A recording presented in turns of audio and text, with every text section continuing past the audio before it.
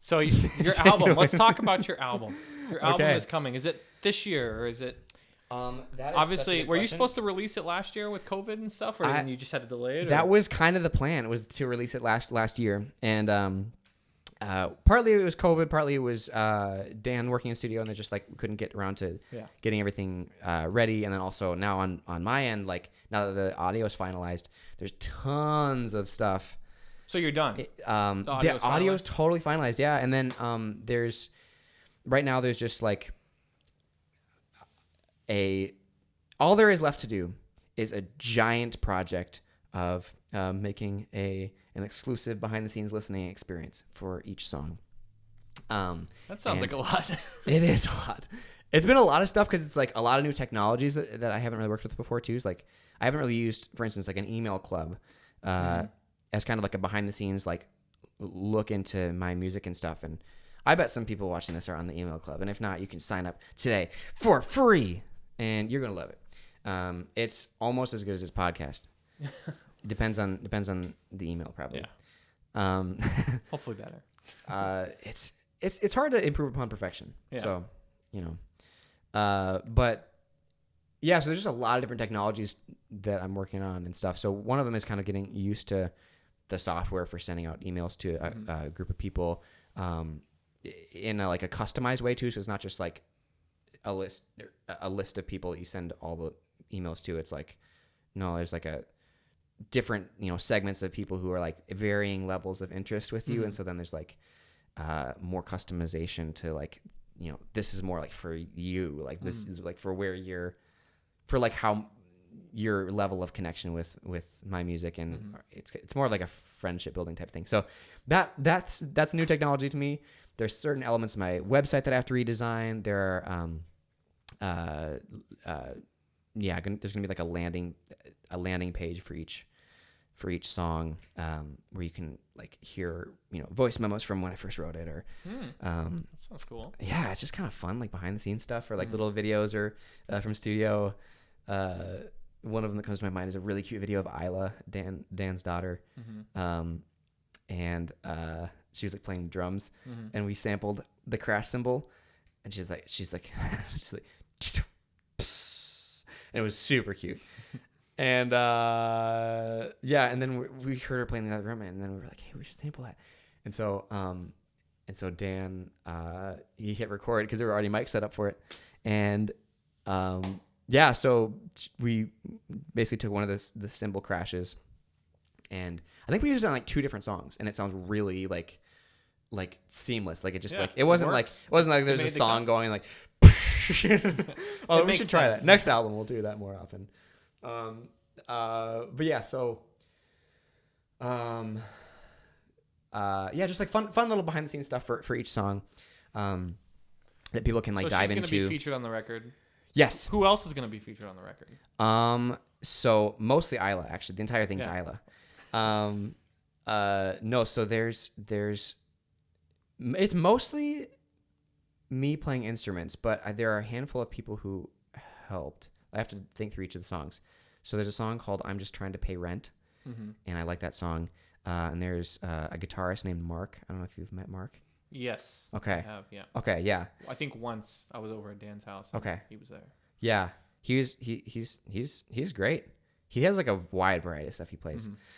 But yeah, so he played guitar on this one little spot in the song.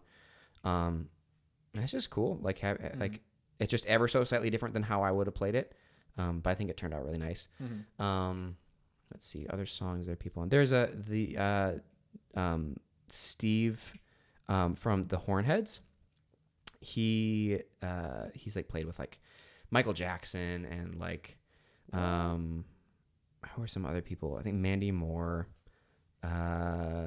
Prince, Corey Wong. A legit person. Yeah, they play with a bunch of people, and it was so cool when I first sent him a song, and he was like, I was like, oh, that's a really sweet song. And I was like, even if you're just saying that, I don't even care because that's awesome that you like the song. So he plays trumpets on the opening song. At first it was just me playing on a keyboard like da da da da da da da da da. That's all I'm gonna I don't want to give away too much of the song. Otherwise, that's That was already too much. Yeah, that was already too much. We'll cut that out. Yeah. Worry. Oh yeah, we'll cut that out. Yeah. Let me see. Think of other songs on the album. What are other songs? Are there any other people play? Dan played a little drum thing at the end of one of the songs. Most of the drums are like individual like samples that I basically played on a keyboard, or we rearranged. We like arranged on the DAW. But yeah. I feel like if I'm missing somebody, I'm gonna feel really bad, and I'm just like forgetting about a song. They'll probably never see this. Don't worry. Or like I said, 50 people will see this. 52. You forgot. 52 people are gonna see this. Yeah. Watch it be 51, and we're gonna be such. I'll listen to it if it gets to 51. Yeah, I might even listen to it. I probably won't, but maybe if we're that close. That's funny. Yeah. So far you've released an EP, a couple singles. Your self-titled EP came out 4 years ago now, right? Wow. That's what I saw on Spotify. Wow. Yeah. I suppose I didn't think of that. 2017. What sticks out to you the most on it? On that EP? Yeah. There's 3 songs. So that one, actually, a lot of people watching this might not know it. A lot of you. So that's 25 of you. 25 of you. You might not know this, but yeah. So on that EP, I was working with. At the time, I was playing with a drummer, Peter Olson at the time, and then he, I think, had to leave the band to join a different band, and I was super sad because like I really liked playing with him. Mm-hmm. And then there was another drummer that I met who was also incredibly good. His name's Eric Holm. Shout out you, Eric. He was incredible. He jumped right in. We played a bunch of stuff. So when I think of that EP, I think of a chapter of like everything was super new to me, and I think in a way it still is, but just like super new. Yeah. Like I didn't know anything about like arranging at all. Like I didn't, and so it was when I listened to the song like Thursday on Spotify. I listen on Spotify. When I listened to the song Thursday, I think of like how much stuff there is going on, and it actually sounds kind of cool in my opinion. But there's just like so many things happening. It's just interesting. So I think of like how much work that was, and I like it was a lot of work. I was very desperate for validation. Yeah. And really wanted to be esteemed for what I did. And so then there was quite a bit of like, you have to try harder. And so in some ways I love that because it's a chapter of who I was. And in some ways I feel kind of bad for my past self of how scared I was of releasing this music and hoping that like some industry gatekeeper would like it. And then I would then be able to, and then I would be able to then be validated, and then I would be valuable.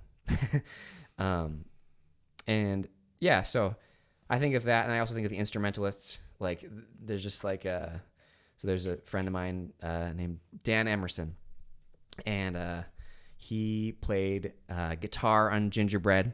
A friend of mine named David Skinner played cello on a song called Yesterday, and we recorded that in my like second bedroom. It's a super small bedroom. And I remember we had no idea what it was going to sound like, and he was like, I'm not hearing anything, and I just like, oh, what if it sounds something like this? And then we were like kind of jamming to it, and I was like, oh, that sounds really cool. And then so he played, and like these friends are super talented, and mixed with on top of all 3 songs, like Peter Olson played drums. Anyways, this is maybe too much detail, but I just think of that. I just think of all those different elements, and there's just so many memories. Like each time we hit record, it was like, oh, I remember when we were like, oh, we should add in a stomp and a clap there. That would sound super cool. Yeah. And I was like, yeah, that sounds awesome. And I think it actually, like, especially for it being 4 years ago, I'm like, it's fun to look back. I don't know if you listen to any of your recordings from like 4 years ago, and like some elements of you're like, oh, I wish I did that different. But there's also an element of like, oh wow, there's definitely like there was a creative It's like a chapter bug of in your me. life. It's like Yeah. it's nice to look back. Yeah. Good to see you again. Your newest single. So that was like a song about the shutdown and everything. I really liked what you did with the video. You had your fans send you videos and clips and stuff. Yeah. And you made it into a music video. That was super cool. Yeah, that was really cool. That I was really like not knowing what to expect. I was like nervous. I was like, wait, what if like nobody sends in a video and then I like don't have any videos? And then people actually sent in some videos. Yeah. And I was like really like blown away, and I think I was blown away. And my friend Jess helped put that together, and it's a really cool piece from that time. Yeah, it's almost a year ago now, man. It was late May 22nd. That was a quick turnaround then, because the shutdown happened in like April, right? I don't know. I think it was late May, depending on if you're in the city or in the suburbs. It depends. Who knows? There's I think it was around that time. What was your favorite clip that you got from that? Oh, I literally how could you choose? I couldn't choose. That'd be like I don't know. Some ones that come to my mind are like people like doing snow angels outside. Or like doing a picture with like friends at a picnic or something like that. Like not quite my cousin, but like second cousin or some complicated relative. I don't know what we are. Twice removed or something. Yeah, something like that. He was like bowling. So I was like, that was cool. There was a skateboarding one. There were pictures. There's a bunch of pictures of people hanging out with friends, and like a friend of mine cooking. I don't know. There's a lot of really good ones. I can't pick a favorite. It's like picking your favorite child or something. Yeah, and then I'm sure if I watched it again, I'd be like, oh, there was that one clip I forgot about, but then that one was my new favorite. So, yeah. So Make It Home Okay, you released that shortly after. That was like a live one. There's clearly a story behind that song. Did you want to talk about the story? So basically, it's hard to fully rehash everything that was going into that time. So it's from would have been early June, I think. Yeah, I think it would have been early June. It's hard to fully encapsulate what that was like. But I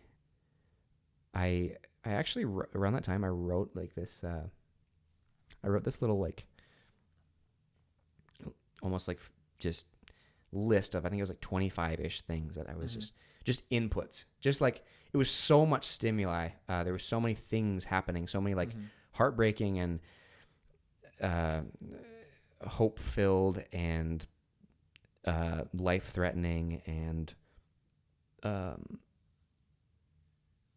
empathy striking. Just I don't know, just so many really like deep emotions that you're feeling. And so in the middle of like, people protesting the murder of George Floyd, in Minneapolis there was just so much stuff going on, so many fears, and there was this one night there was like a curfew, and I think there was this girl out who was probably around my age, and she was like scared for her life, like she literally was like screaming, like almost hysterically, like they are going to kill me, like that she would potentially be out after the curfew.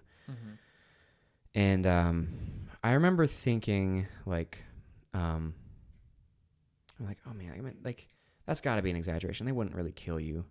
I had that thought, but I was like, but I would see them. I could totally see them arresting you, and even that wouldn't have been, for two reasons, that wouldn't have been allowed. It wasn't past the curfew yet. Number one. Number two.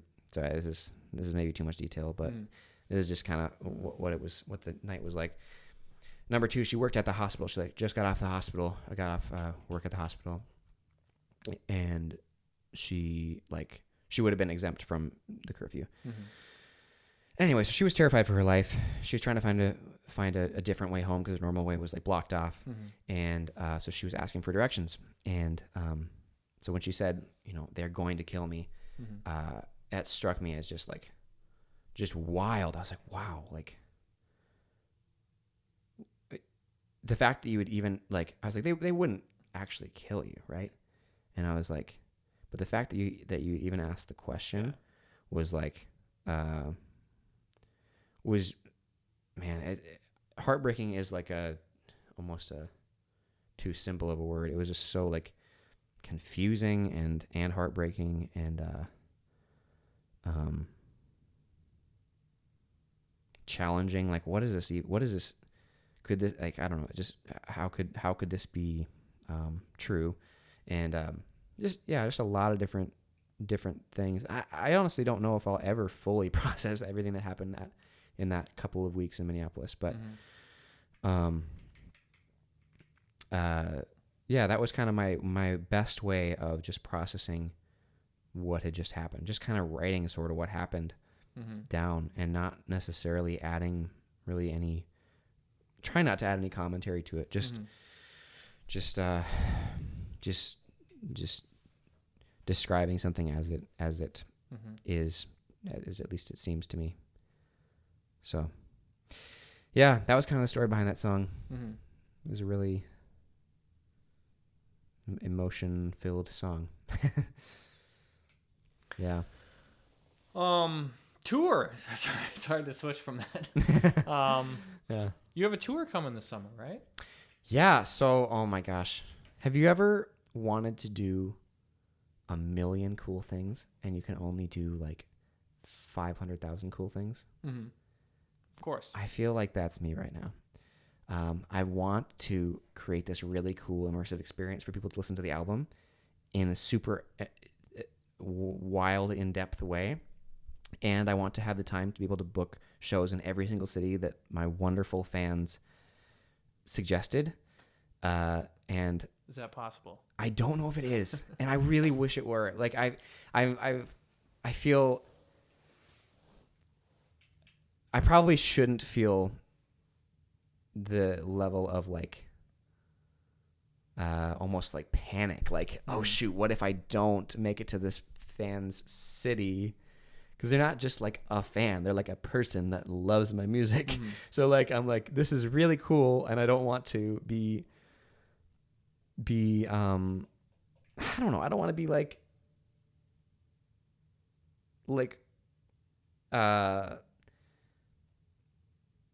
guess I don't want to leave somebody hanging, who really wants me to come to the city. And so basically I'm booking as many shows as I can in my time while also doing this stuff. And there's also a friend of mine named Jess is helping me book a couple shows as well. So we're going to try to make it to as many places as we can. I think honestly, there isn't too much need to panic either, because that's always good. There's not too much need to panic. There's a little bit of need to panic, but not too much need to panic. I think worst case scenario, some of the stuff's going to be postponed a little bit, but I don't know. We might also do some shows in venues, some shows outdoors, some backyard shows for individual fans that want to do that. So there's some wonderful people that have already asked me about that, and we're going to do them. So, so I'm excited. I'm really excited about that. We have a couple of shows coming up, one next weekend to the following weekend, and then more in the next couple months. But then there are going to be more that are going to be scheduled too. So it's basically, exciting. Yeah, man, it's so exciting. It is really fun, especially for shows are back. Yeah. Especially for the people that really, really like it too, because it's kind of back to that. If it's a room of people that don't really have any thoughts on your music, then it can still be fun, but it's not nearly as cool as it is when you're playing for a room of a handful of people even who just really, really like your music. It's so cool. So I'm really looking forward to that. Yeah. So it sounds like you tour a lot and everything. Was last year absolutely terrible for you since you couldn't do anything like that? In some ways, I would say it was terrible. In some ways, yeah.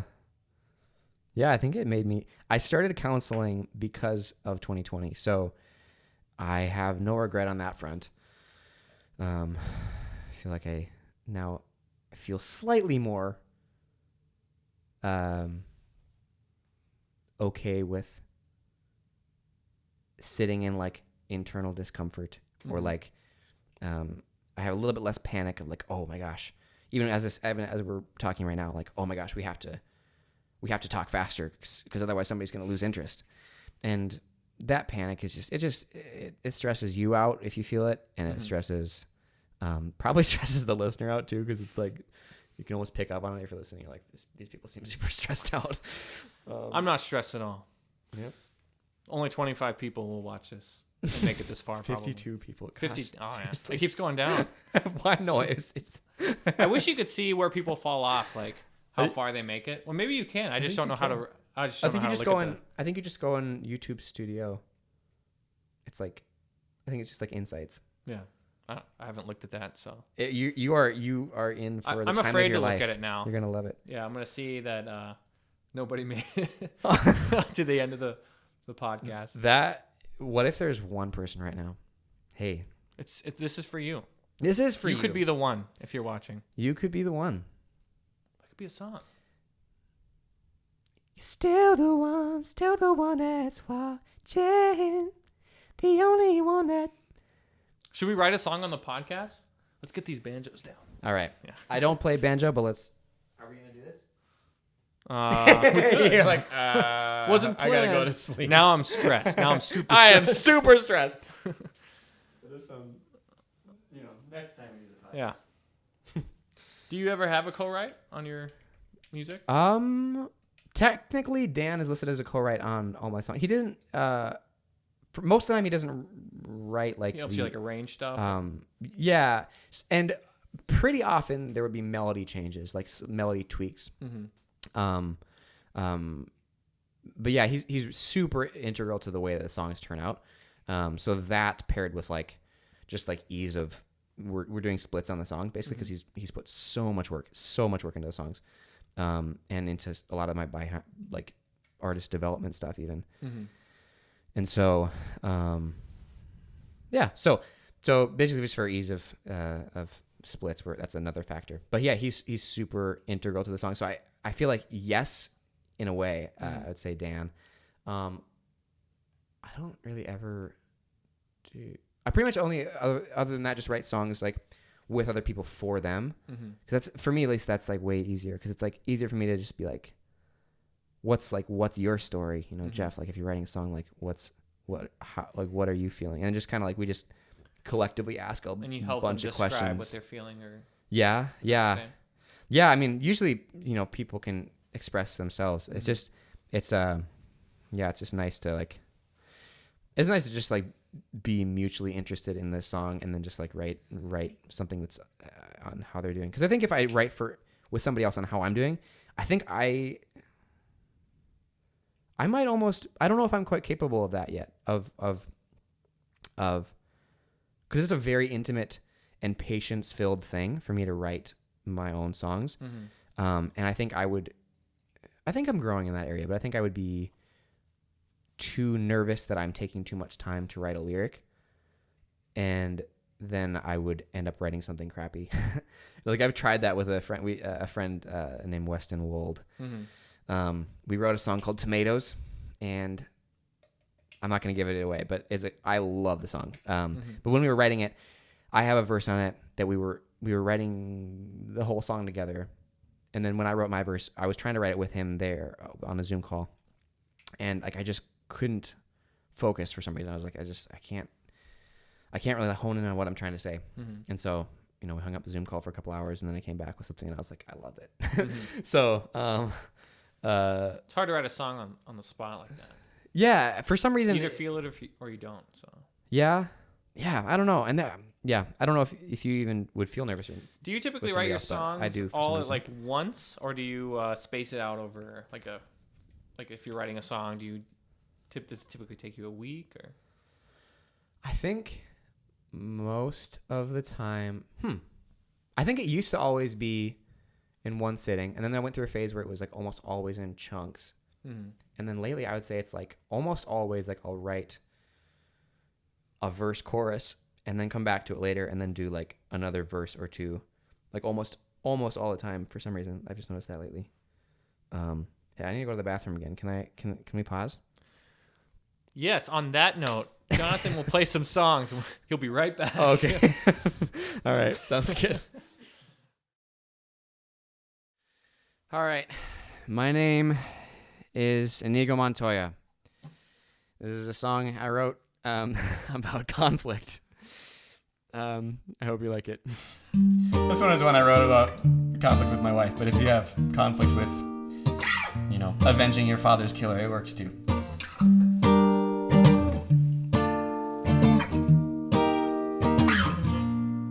When you're looking at me now, I can sort of smile, but I feel like a puddle of rain.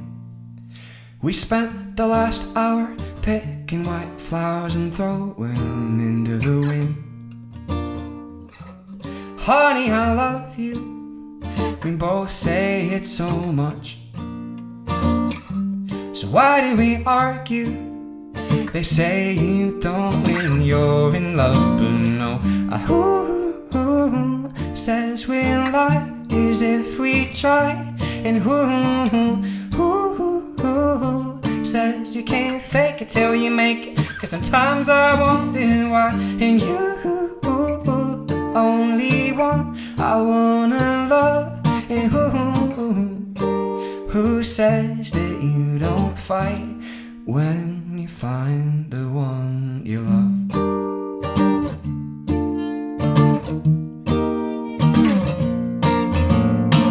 We both like feeling like we're right, and that's half the argument. But we're in this together, darling, let's fight so we both win. Oh, honey, I love you. We both say it so much. So why do we argue? They say you don't win, you're in love, but no. Who says we're liars if we try? And who says you can't fake it till you make it? 'Cause sometimes I wonder why. And you the only one I wanna love. And who says that you don't fight when you find the one you love?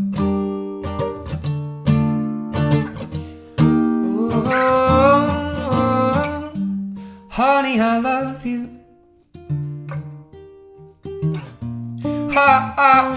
Oh, why do we argue? They say you don't win, you're in love, but no. Who says we're liars if we try? And who says you can't fake it till you make it? 'Cause sometimes I wonder why. And you the only one I wanna love. And who says that you don't fight when you find the one you love? Who says?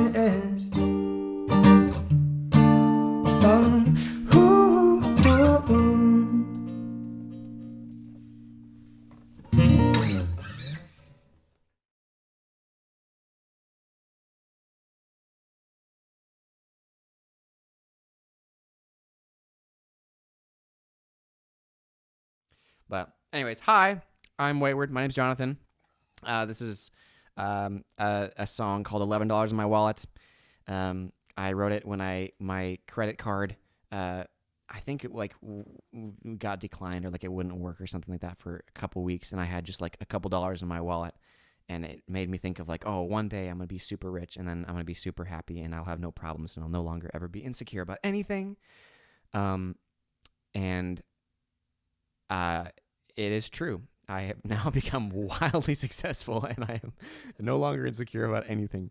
No, but this is a song I wrote kind of about just kind of analyzing, like, is my dream even possible? Like, is it even possible that it's even going to make me happy or keep me happy? So, hope you like this song. Oops. Sorry, microphone. Yeah, called $11 in my wallet. Hope you like it. I'm 11 years old and I got enough vision and ambition to spare. I've got everything in life just planned out in front of me. I'm gonna be a freaking millionaire. I'm gonna wear a fancy jacket, I'll be nice to the receptionist, I'll tip in dollar bills that don't exist. Yeah, you might look at me now, I don't know, but somehow I'm gonna get there from what I started with. Oh, oh, oh, oh, I'm gonna be a big shot someday. Then I'ma be happy. I'll do whatever it takes. I'm gonna get there. I'm gonna get there. Yeah. And if you want, you can come along with me. It kinda feels like we're living in a daydream. I really wanna get there, but for now I only got $11 in my wallet.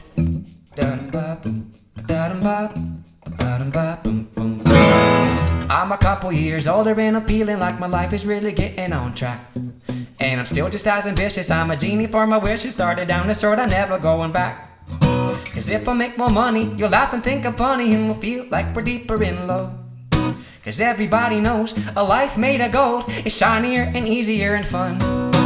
Oh, oh, oh, oh, I'm gonna be a big shot someday. Then I'ma be happy. I'll do whatever it takes. I'm gonna get there. I'm gonna get there. Yeah. And if you want, you can come along with me. It kinda feels like we're living in a daydream. I really wanna get there, but for now I only got $11 in my wallet.